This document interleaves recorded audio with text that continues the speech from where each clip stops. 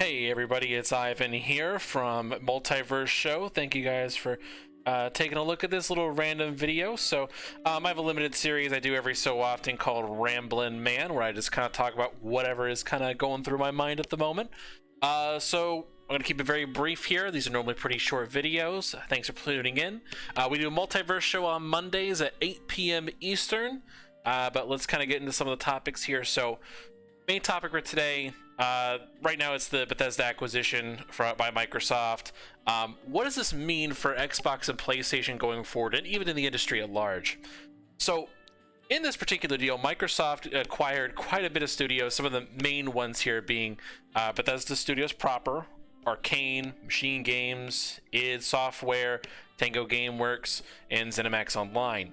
In this particular little deal, there's some little caveats here. As of today, they announced that Bethesda is going to remain semi-independent in terms of publishing, because they have their own culture and they want to keep that going for them, as it's been remained a successful thing for them to do. They've also announced that their games are going to be exclusive on a case-by-case basis. I personally think that's going to mean more things like the VR games that they were working with PlayStation in the past on. They're going to continue to do those sorts of things for them, since Microsoft doesn't really do VR, so to speak. And there also may be situations like where certain games may not be exclusive or not in the future. Also, they announced that they're going to be honoring their prior exclusivity deals. So for Ghostwire Tokyo and for Deathloop, they're going to allow that game to still be exclusive for a bit of time there for PlayStation. But what does this really mean for Xbox? First and foremost, this means Games Pass just got a huge buff in value. This bumps up Microsoft Studios to about 23 unique studios.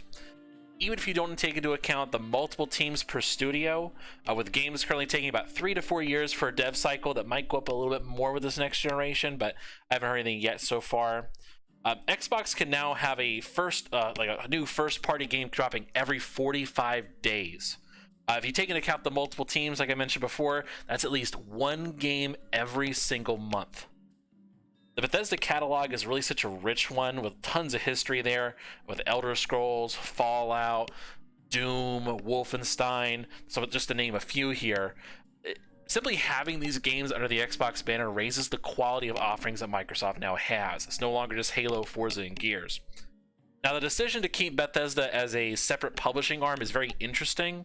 It allows them to maintain a publishing arm on any platform they really want to, and to really maintain that perceived integrity, as opposed to like Xbox Game Studios being on Xbox and PC only.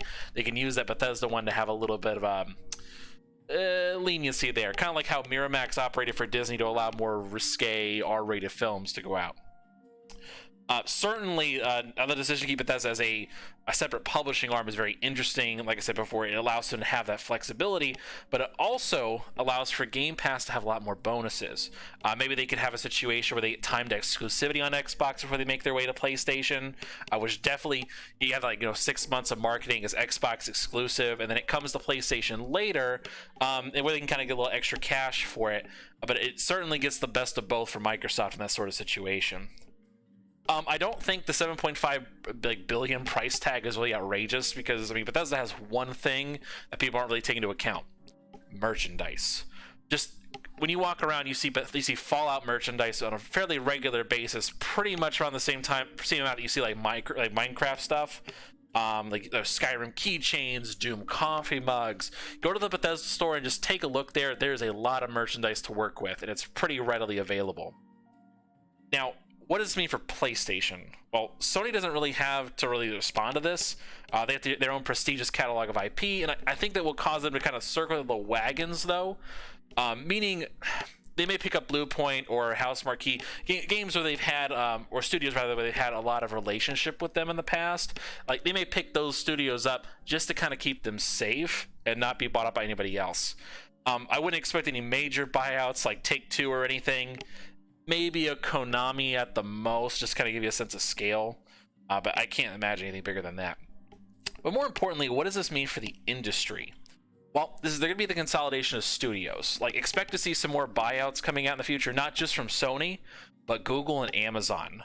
And what people don't know is that Bethesda is being bidded on by several groups, including Tencent. I also think this may lead to more of like an exclusive Cold War, not not Black Ops or anything. I'm talking about like a Cold War, just using exclusives instead of nuclear weapons. Xbox is moving towards the ecosystem subscription-based model, while Sony is seemingly clinging to its tried and true legacy model. But you see, Sony's kind of dabbling in this subscription model with PlayStation Now and PlayStation Plus Classics collection, but you haven't really seen them dedicate themselves towards that, really refraining from putting major IP or first-run games on that kind of service, which kind of weakens that. And we can get into the whole thing of how PlayStation Plus Classics kind of dilutes the power of PlayStation Now. But if this goes unchecked, you can see Microsoft flexing their money as their one true exclusive and buying up other floating studios in the future. Maybe not immediately, but maybe in a year from now or so. There are rumors right now about a Sega acquisition, but I don't really think it's probable. I mean, certainly a deal can be made for Game Pass or something like that, but I just don't see them buying Sega necessarily. But it is interesting to see. I think that we'll ultimately see, though, is that Microsoft and Sony continuing to moving from being hardware developers first to more catalog owners, flexing their IPs for more various purposes, not just as exclusives, but mainly to keep other games from being exclusive. Like, I could see Microsoft in the future, like at the bargaining table with Sony, trying to use Elder Scrolls against them to try and get games that may not have come to their system in the first place, like maybe Horizon Forbidden West, like to come to Xbox or something like that. Maybe not something as big as that game. That's the first one that comes to mind to me. But something like that. Like if the world went crazy and Sony bought Square Enix or something, like Sony could leverage Final Fantasy to get Elder Scrolls on their system and vice versa. Anyways, it's just been an interesting observation from a Ramblin' man. Thanks guys for tuning in and watching a little bit here. I'm off Twitter for the week, so hit me up somewhere else during the week, and I will see you guys later. Have a blessed one.